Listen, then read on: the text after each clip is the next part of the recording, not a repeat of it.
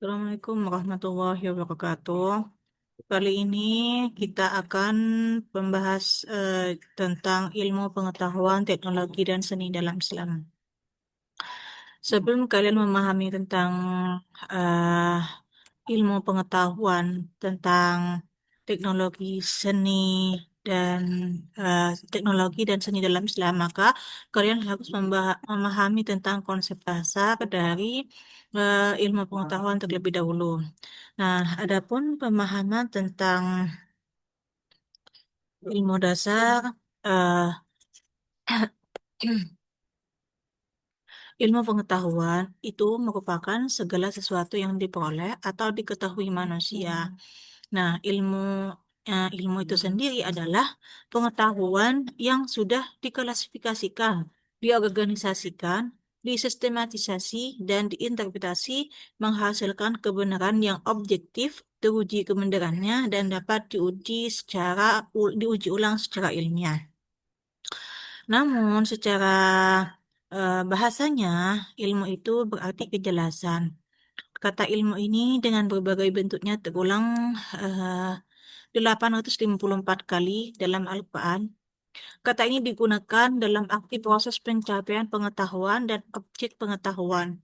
Nah, namun setiap ilmu itu membatasi diri pada salah satu bidang kajian. Oleh sebab itu, orang yang memperdalam ilmu-ilmu tertentu disebut sebagai spesialis. Nah, adapun ilmu eh, khusus ilmu teknologi merupakan salah satu budaya sebagai hasil penerapan praktis dari ilmu pengetahuan.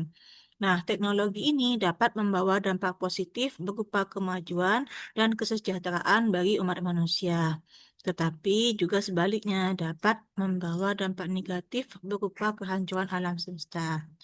Nah, lanjut. Sumber ilmu pengetahuan itu dalam Islam itu terbagi menjadi dua.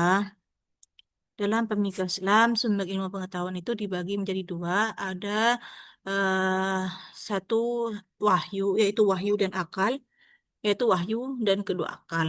Nah, keduanya ini tidak boleh dipertentangkan. Manusia diberi kebebasan untuk mengembangkan akalnya dengan catatan dalam pengembangannya tetap terikat dengan wahyu dan tidak bertentangan dengan syariat. Nah, atas dasar itu ilmu terbagi dua bagian. Pertama, ilmu yang bersifat abadi atau tingkat kebenarannya bersifat mutlak karena bersumber dari wahyu Allah. Kedua, ilmu yang bersifat perolehan karena tingkat kebenarannya bersifat nisbi.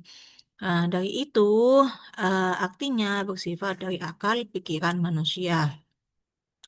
Selanjutnya, pembagian ilmu. Ada pembagian ilmu itu dibagi dua, ada ilmu kasbi dan ilmu laduni.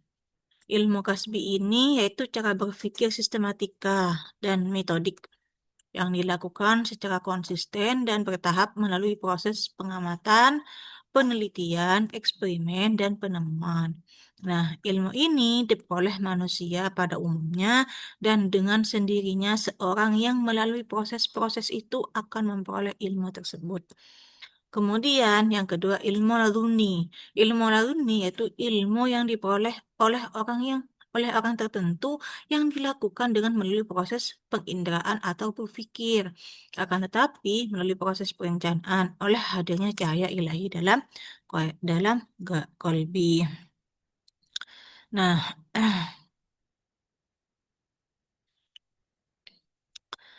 kemudian bagaimana integrasi iman, ilmu, dan amal?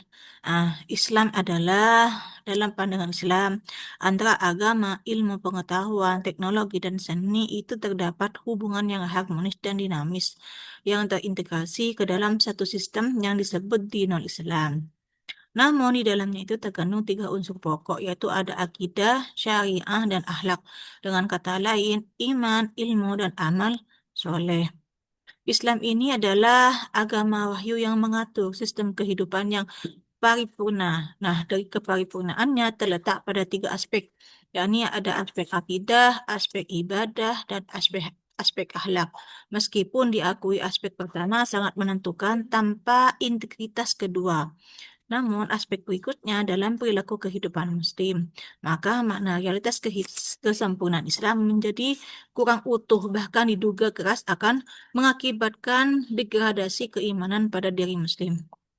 Nah, keutuhan ketiga aspek tersebut dalam pribadi Muslim sekaligus merealisasikan tujuan Islam sebagai agama pembawa kedamaian, ketenteraman, dan keselamatan. Sebaiknya pengambilan salah satu aspek akan mengakibatkan kerusakan dan kehancuran.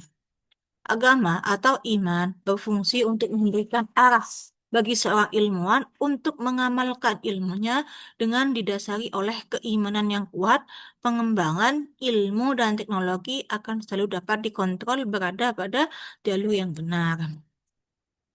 Terus, eh, keutamaan orang yang berilman dan berilmu itu eh, dengan apa?